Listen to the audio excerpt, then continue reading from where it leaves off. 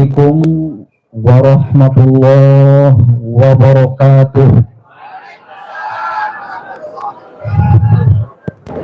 Saya hadir terlambat. Selain ada urusan, juga ingin mengetahui kondisi lapangan di rumah makan Al Jazeera Menteng ini. Apakah ada tampang-tampang preman berusuh? Saya dilapori, alhamdulillah tidak ada. Mungkin karena ada Abu Latif dengan jawara dari Banten dan juga beberapa laskar, sehingga para preman itu takut untuk datang. Namun apapun yang terjadi, kita harus siap. Saya mendapat banyak sekali pertanyaan dan pengungkapan simpati sejak kemarin. Bagaimana keadaan Pak Din? Bagaimana keadaan Bang Din? Saya jawab, alhamdulillah aman sentosa. Apa tidak takut kalau dipukul oleh preman? Insya Allah tidak.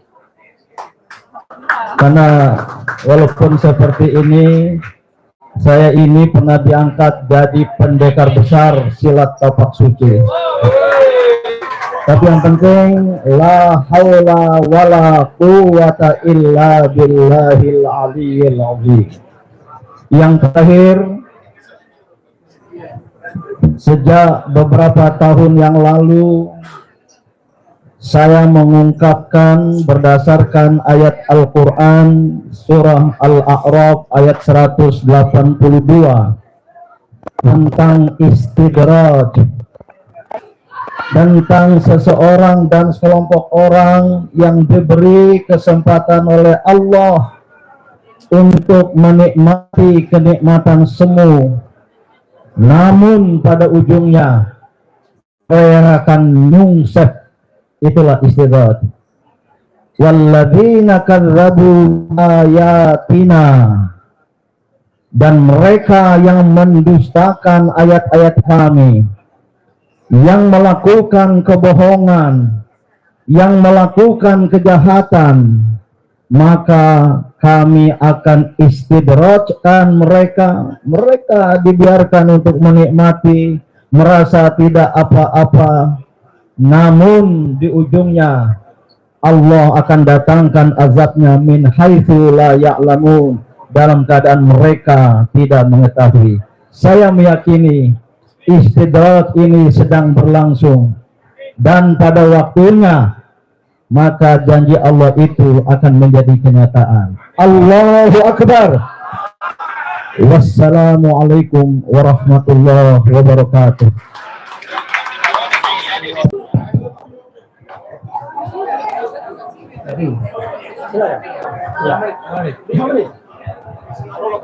Assalamualaikum warahmatullahi wabarakatuh. Jadi saya ingin menyampaikan, pertama, Mulyono atau Jokowi adalah presiden terburuk yang dimiliki bangsa Indonesia. Mengapa terburuk? Pertama, dia memperlakukan undang-undang dasar seperti anggaran rumah tangga, rukun kampung dia. Ya. Betul-betul ini sebuah manusia toksik yang bodoh bin tengil, ya, yang betul-betul menghina undang-undang dasar 1945. Dia lupa UUD itu dasarnya undang-undang, tapi oleh si Joko Pret ini, ya, itu betul-betul menghina kita semua. Dan yang kedua, dia penampilannya seperti rakyat biasa, pelongo-pelongo, korar-korar, tapi dalam hatinya dia itu mengabdi kepada kepentingan korporat dan konglomerat pemilik modal. Hubungan dia dengan Beijing saya kira sudah menjadi rahasia umum.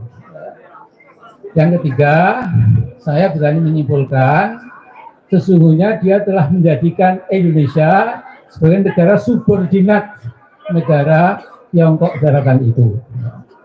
Jadi sesembahan dia itu bukan Allah yang Maha Kuasa, tapi adalah paman Xi Jinping, ya, yang dia adalah presiden Cina, kemudian juga sekretaris jenderal Partai Komunis Cina, kemudian juga kepala intelijen, kepala PLA, People's Liberation Army, angkatan militernya Cina itu, dan ini sesuatu yang betul-betul memang menghina bangsa sendiri. Nah, supaya tidak terlalu panjang, sudah waktunya kita beri kesempatan, ya insya Allah 20 Oktober nanti, Pak Prabowo dan Gibran, tidak apa-apa, dilantik dulu. Setelah itu 21 Oktober kita akan gerakan rakyat untuk menjebol si Gibran tolol itu, ya, si Fufukawa itu, yang sebenarnya kotor, ya, serba pornografi, ya, yang dipikir dia itu bukan negara kita, kemauan rakyat, keadilan, tidak ada, ya, tapi hanya maaf, pokoknya kita tahu lah, ya. Nah, terakhir, kita jangan pernah lupa berdoa kepada Allah.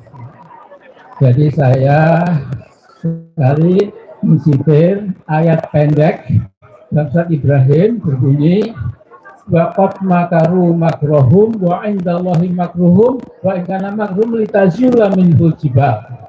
Jadi sesungguhnya orang membuat makar, ya, seperti Mulyono ini kan suka buat makar.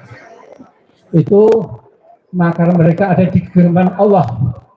Jadi nggak kemana-mana. Ya. Sekalipun makar mereka itu dimaksudkan untuk melenyapkan beberapa gunung. Ya. Ini dahsyat sekali. Ya. Jadi manusia itu cuma debunya debu. Kalau kemelinti, kemeluntu, takabur seperti Mulyono itu insya Allah akan tenggelam. Dan yang penting kita harus seret dia ke penjara.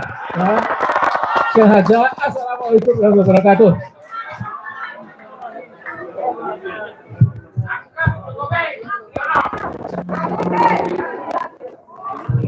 Bayangkan, satu orang bicara langsung adili Jokowi, dua orang adili Jokowi. Ya kawan-kawan semua, coba kita ngecek semangatnya. Allahu Akbar. Semangat ya. Ya berikutnya katanya ada yang mau wayang ya? Ada. Oke. Profesor yang menemukan teman baiknya Fufukawa akan tampil ke depan. Roy Suryo.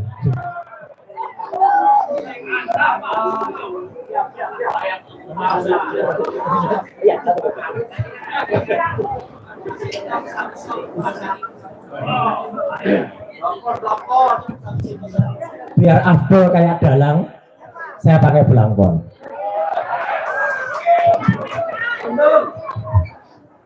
Terima kasih Mas Revi. Karena waktunya mepet, siap. Saya hanya ingin sekitar 5 menit saja, karena dalam gambar ini banyak tokoh Petruk, ya. Jadi saya akan menceritakan soal filosofi Petruk jadi ratu atau Petruk jadi raja. Sebelum ada Fufukawa, ini yang lebih penting. Wah, ini bibitnya Fufukawa, ya tahu. Jadi ini harus keluarkan dulu. Jadi saya akan cerita. Biasanya kalau wayang itu dalam bahasa Jawa.